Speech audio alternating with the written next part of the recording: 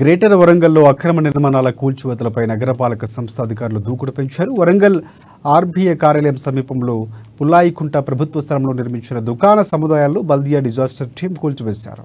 ఎకరం భూమిని అప్పటి అధికారులు బీఆర్ఎస్ జిల్లా కార్యాలయంకు కేటాయించారు. అయితే అదే స్థలాన్ని కొంతమంది బడా వ్యక్తులు కబ్జా చేసి అక్రమ నిర్మాణాలు చేపడుతున్నారు.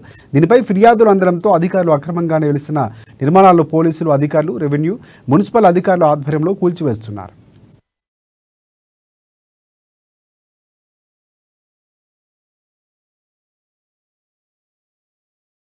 ఈ పిల్లవరంగల్ మండలంలోని ఉర్సు రెవెన్యూ విలేజ్లో సర్వే 140 ప్రభుత్వ భూమి. ఈ ప్రభుత్వ భూమిలో సుమారుగా 8 ఎకరాల 30 గుంటల భూమి ఇక కంప్లీట్గా గవర్నమెంట్ ల్యాండ్. ఈ గవర్నమెంట్ ల్యాండ్లో గతంలో పేదవాళ్ళకి పట్టా సర్టిఫికేట్ ఇవ్వడం జరిగింది. అది భూమి కొంత భూమి సబ్స్టేషన్కి ఇవ్వడం జరిగింది. దాంతోపాటుగా ఒక 2.5 ఎకరాల ల్యాండ్ వాటర్తో లో లెవెల్ వాటర్ ఉంటే వాటర్ బాడీతో నింపబడి ఉన్నది.